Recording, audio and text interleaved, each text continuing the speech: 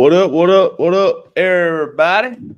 Welcome to the Fierce Boys Podcast. I'm JP. It's my big bro, Jeremy. So we talk about some more sports on another wonderful Saturday, even though some of us are under the weather due to it going from 75 to 45 like the weather saw a state trooper last night. So, yeah, dude. So here we are. Little Super Bowl recap. You want to kick it off with that? The Chiefs pull off a victory against the Niners in OT. What's your thoughts on that? I think my biggest takeaway on that game is, you had two of the best teams in the NFL playing each other, but you had one coaching staff that knew the rules apparently a little better than the other. So that's been a big storyline after the Super Bowl. But Patrick Mahomes did Patrick Mahomes things. I thought Brock Purdy played very well. I hate it for the Niners. I was hoping they would pull it out, but Kansas City's good. Got Big Red down there. He's doing his thing. One of the best coaches of all times. But how can you not know the overtime rules as a coach? Yeah. I'm assuming you saw the same video I did with Kyle Juszczyk. Was like, when did the rules change type deal? Yeah. Like, you got to kind of stay in sight on that, which I was still a little bit surprised because I had forgot about it. But even if the rules kind of don't change, in my opinion, it's just me. I would still try to, not receive the ball. That's just me. I don't know. Yeah. Well, the old rules were first to score in overtime wins, right? that's why you always wanted the ball first. Overtime, we want the ball. The new rules, it's both teams get a chance unless the first team scores a touchdown. Right. That's the regular season. In playoffs, both teams get a shot with the ball. Mm-hmm. So, it's kind of that is the Patrick Mahomes, Josh Allen game from a couple years ago. Josh Allen didn't get a chance to touch the ball. That's why that rule changed. So, I'm shocked. I was really shocked by that. But Kyle Shanahan, he blew a 28-3 lead as OC at Atlanta. So, but it was good. Well played game. Not the scoring I thought would happen. Kansas City defense was really good, as Andy Reid let everybody know post game. That's right. So I went back and looked. I saw a stat or whatever. They held Baltimore, Buffalo, I guess the 49ers all under 300 yards of total offense or something like that. So that's hard to do with those three teams. That's for sure. So, yeah, I think, and we can talk a little bit more about it. I think in OT, you go down there and you kick a field goal, even though they ran like 11 minutes off the clock. Right. Yeah. Like, they were running it down. It's like, okay, they kicked a field goal with 1:20-something seconds left. And I heard some people are like, oh, it's over with. That's it. And I'm like, you have Patrick Mahomes too much time, in my opinion. Yeah. I think he will go down as one of the greatest quarterbacks to ever do it. You would think with Brady just retiring, nobody would ever top Brady. But if you go look at their timeline, Mahomes has a chance, if he's healthy and decides to play long enough. Yep. He will be better than Tom Brady. For sure. Yeah, for sure, no doubt. A lot of stuff, going around with Travis Kelce and his actions on the sidelines. I was if no one saw it that's watching, he comes up and pushes up against Coach Reid and says a few things and stuff like that. I kind of want to see your insight on that because I've heard different stuff. I've heard it on their podcast of them talk about it. Yeah, I kind of want to see your insight about that. I'll give you both insides. I'll give you insides as a player. You're frustrated that you're not on the field, like Kelce said, and a fumble happens. Hey, I want the ball. Put me in. Don't take me out. I'm good. You're competitive. It's the biggest game of the year. Yeah. You might, and he comes across a little too aggressive there. As a coach, like Andy Reid said, he kind of caught me off balance. It looked a little worse than it was. Yeah.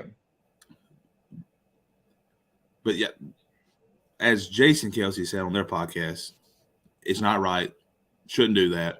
Yeah. But the relationship that Andy Reid and Travis Kelce have allows that not to be as bad as it really could have been. Yeah. I don't condone it. As a coach, I wouldn't want my player coming up trying to think he could just outmuscle me, because I promise you I probably had body slammed him right on the other side of me, give him the elbow off the top rope. That's right. But no, I probably wouldn't do that. But I'm just saying, there's a time and a place. You can do that behind closed doors. You can yell, scream, do whatever behind closed doors about a situation like that, especially the biggest game of the year. All eyes are on you. All eyes are on you. But, when the NFL is scripted like that, it's just little WWE antics that allow that stuff to happen. Yeah. I mean, as a coach, though, do you love that, like, aggression? Oh, of course. Of course. You want your whole team to be fighting like that. Yeah. Just don't come do it to me. Do it to the other guys. Yeah. You can come tell me. Come tell me. Come tell me how mad you are. Come tell me, hey, if I'm in there, it ain't happening. All right, well, go show me. Yeah. So for sure. And that I think that was my kind of argument too, was like, because they're like, well, that was wrong. He should have never done that. I agree. He should have never done that. I think the bumping part is, I think we agree on that. The bumping part was the biggest thing. Like I said, like Andy Reid said, it caught him off guard. Yeah. He said, I didn't have my feet underneath me. And I think if he sees Travis coming and he sets, and Andy ain't going nowhere. It's a big dude. Okay. No. So I think it just caught him off balance. His mind was on we just fumbled. What do we I do need now? to get prepared for the next drive. What do I need to do now? Da. And like I said, I think it looked worse than it actually really was. Travis admitted he was in the wrong. I appreciate that of him. But I think, like you said, people kind of blew up something that shouldn't have been blown up. Yeah. I mean, one of the best tight ends to ever do it. I think he will go down as the greatest tight end. Gronk's up there. Gonzalez, we have all these tight ends that are great, but he's top of the line right now, as he should be.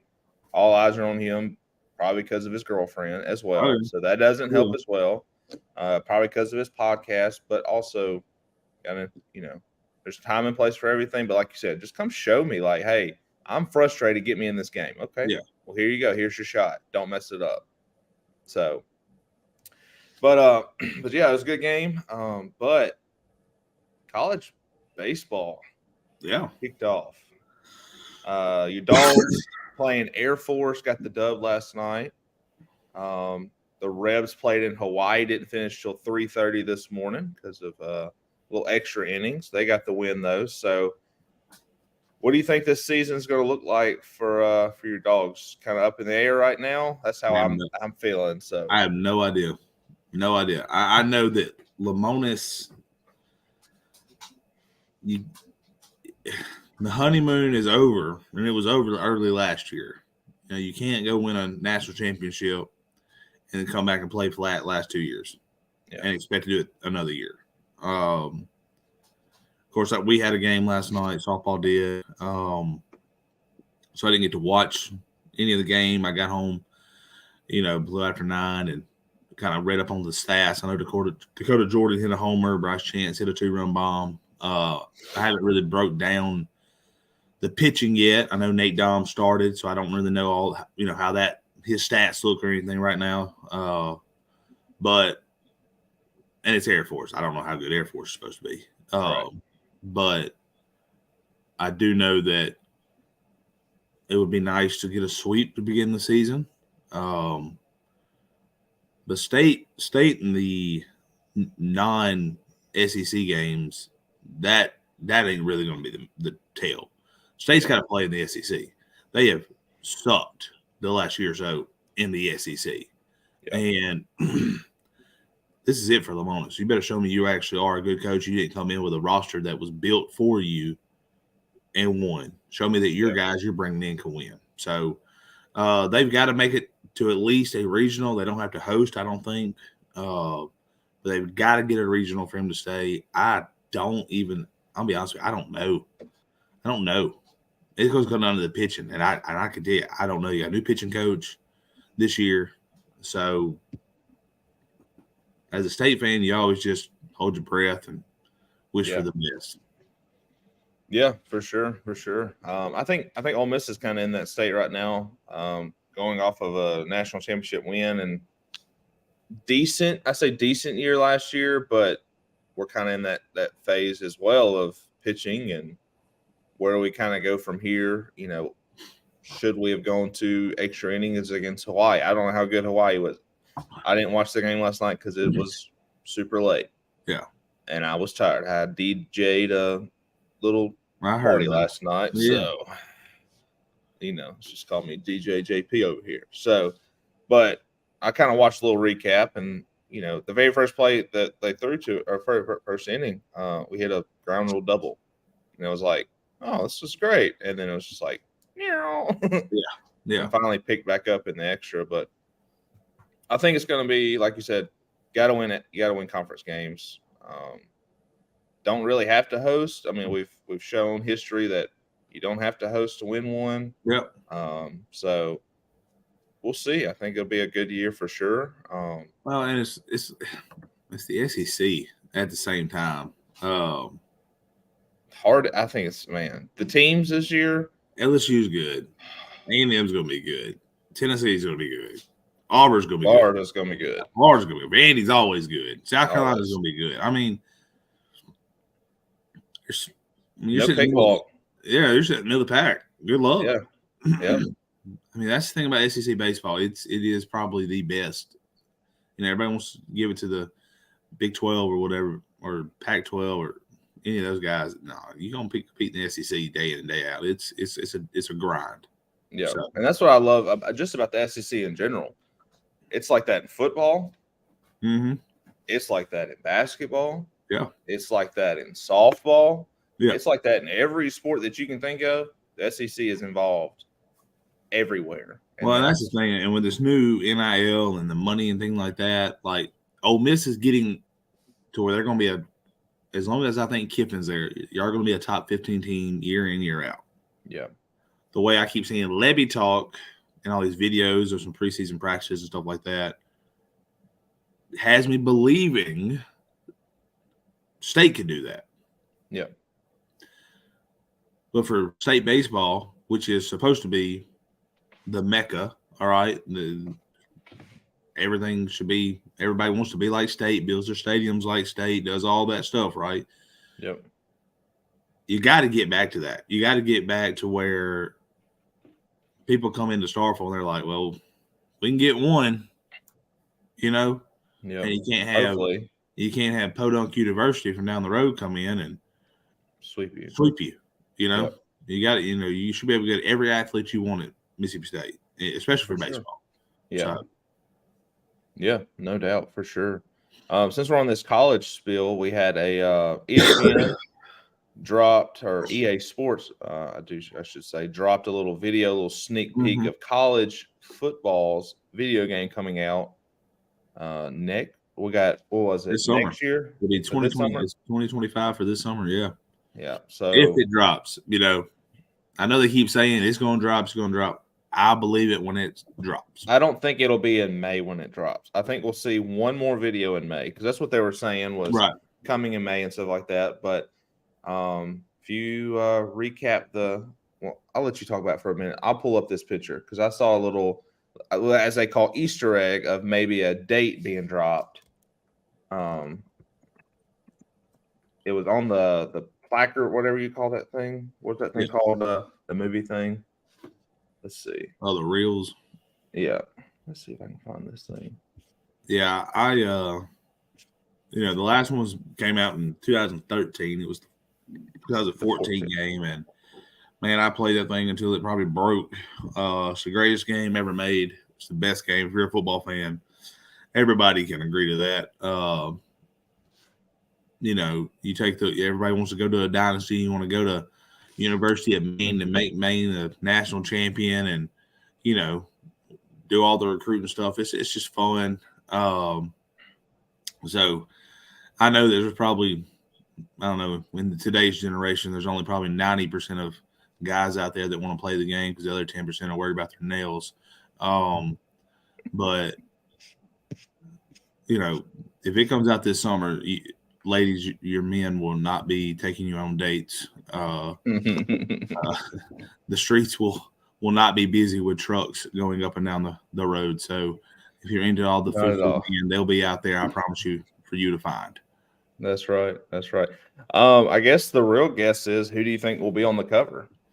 If I had to guess, I've heard different things. And the best thing that I liked is who would have been on the cover for 15, 16, 17 all the way up, and do like an 11 player, like, hey, sorry we missed you because we didn't have the game anymore.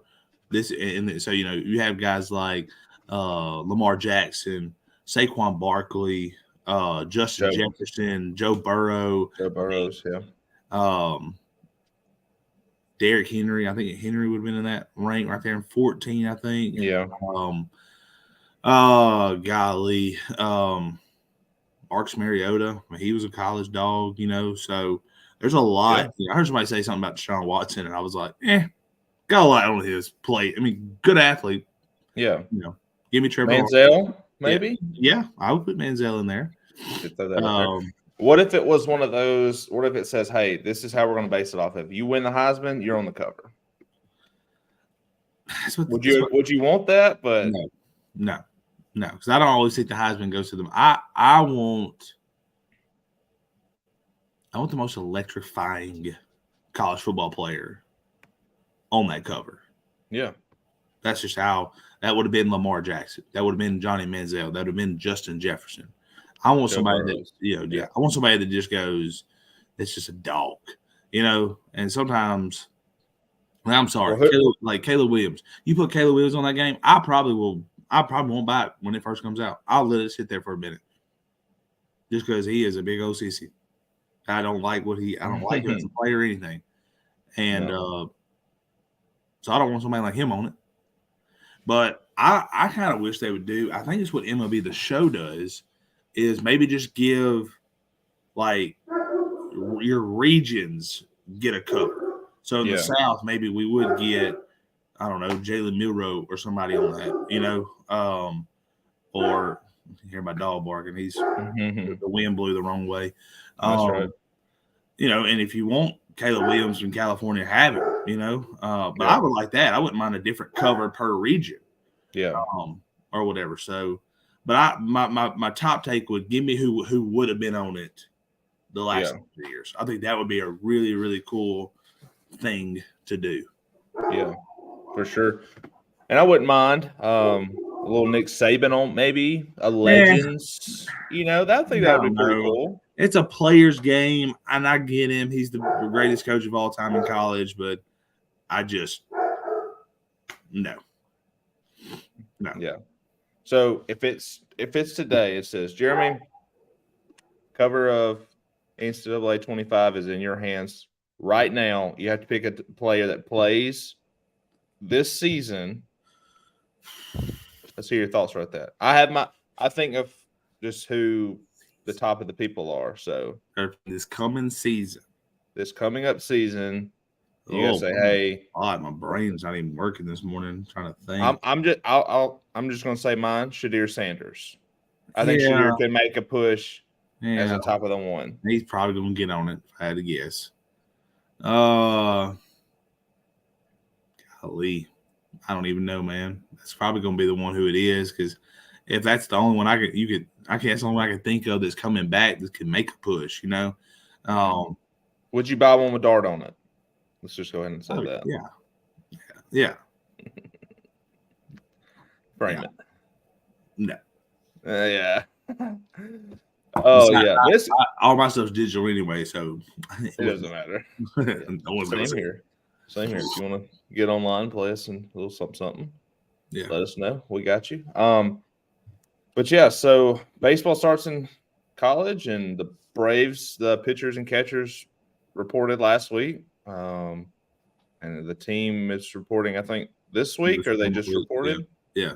Some guys are already trickling in. So, man, I tell you what, if you're a Braves fan, as a Braves fan, you always know you're going to be good, right? You knew you had them years that just had some tough years, Right. in the middle of the 2010s.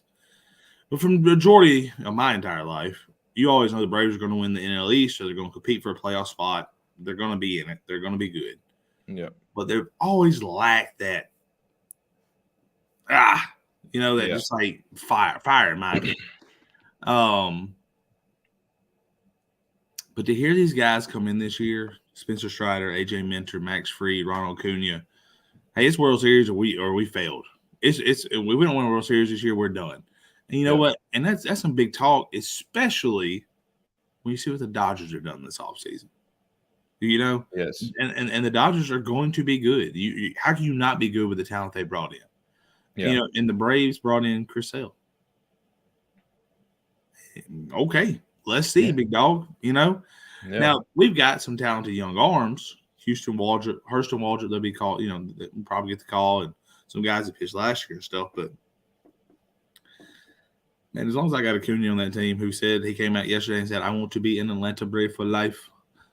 Yes, sir, please. Yes. Blank check. Go ahead and put the statue up. Dude's 26 years old. Yeah. 26. It's unreal.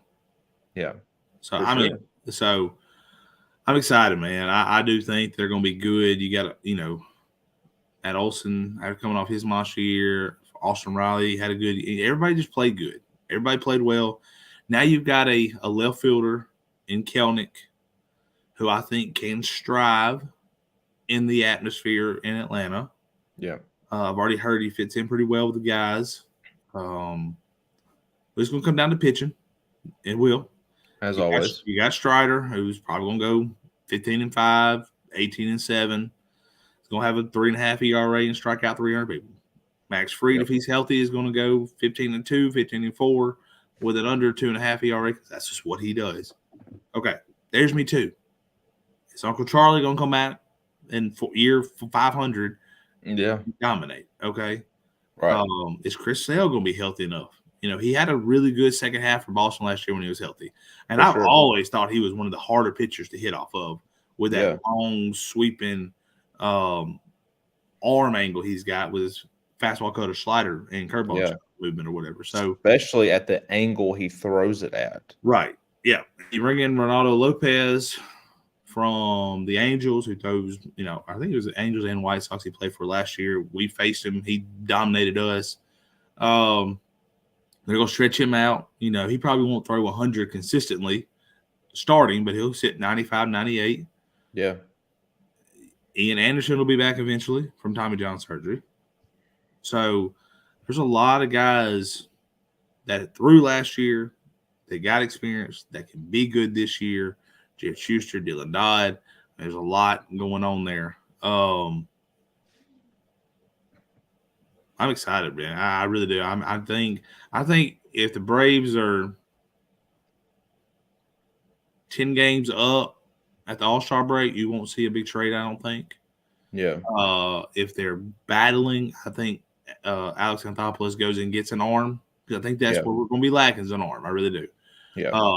I think the lineup's solid unless we get a major injury or something. The lineup's solid. I mean, besides maybe Orlando Arcia at shortstop, where are you putting a guy? Who are you going to get? Yeah. You know? And everybody keeps talking about go get a Willie Adames from Milwaukee. The dude hits 215 and maybe hits 20 bombs, but he strikes out 500 times. Yeah, I like Arcia. I think Arcia's game is good for what the Braves need as a 9-hole hitter or 8-hole hitter, you know, because I figure we don't need another guy like that. We already have a guy like that. We've got enough. You know, you got a 50-homer guy at first. You got a 35, 40-homer guy at second. Arcia is going to hit you 15 to 20. Riley's going to hit you 35 to 50. I think Kelnic's going to hit 25 to 40. And I know that's a wide range, but I think his power in Atlanta translates better than in Seattle. Seattle's got a big ballpark. Yep. Michael Harris is going to hit you 20 to 25. And Acuna can do whatever he wants to do. That's right. Maybe this year he wants to decide, you know what, last year broke the steals record. This year I'm going to set the most home runs in the season. Yeah. He can do it. He can do it. And then at catcher, you got two guys that can average 15 homers when d'Arnaud and Murphy. I mean, combined as a catcher, they could probably hit over 30. or whatever. So, and I think our bullpen may be the best it's ever been. It is solid. You got guys throwing upper hundreds from. I can come in the third, and I can come in the ninth, and everybody's throwing straight gas. Yeah, so I'm excited about the bullpen. I'm excited. I'm ready to get it going. Baseball is my favorite time. I love watching the Braves play. So for sure. So we'll see what happens. Yeah, it's gonna be good. That's what I love talking about sports, right? It's just never ending. Yeah, it's always you finish a great season of football. Guess what? Basketball in college is finishing as well. Yep. We're getting in the goods of March Madness. We are. Yeah, both of our teams are probably going to make it unless we both falter in the next weeks. We play Arkansas at 1:00 today. I think we'll handle them pretty well, or whatever. So yeah, but the comment. I say yes. I'm in. Beers family on board.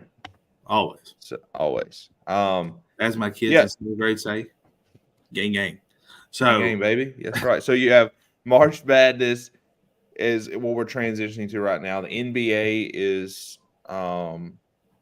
still at the All-Star break this weekend. So we'll see some fun stuff with All-Star Game Sunday and stuff like that. And the Grizzlies are not doing too great. That's the team I kind of pull for. I know you're not fully invested, in that and stuff. Yeah.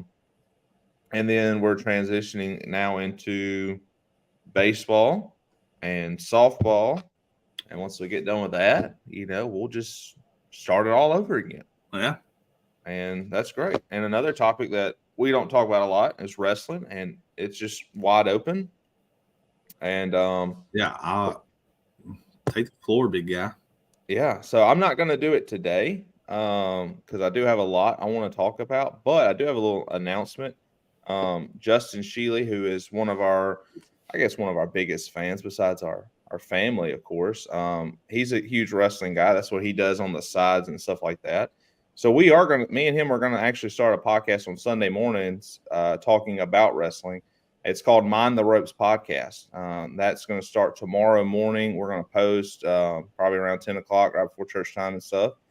And we're just going to hit off of, WWE and the wrestling that he's in and stuff like that, because that's what, we grew up watching. And I thank the Lord that Mom got us into that, and, because her grandparents got her into that and stuff like that. So it's just something that I think we've always watched and been involved in. And here recently I've been getting back into it and been to a couple live events, and it's like, okay, I think I'm still a kid at heart, So, tomorrow morning we're not gonna be live. We're just gonna do a little recording and post it. So Mind the Ropes Podcast will start tomorrow. So Jeremy, if you ever want to get on and talk about your favorite party boys, you can. So I think that's gonna be fun. So, or DX, we can't say that because of our mature audience.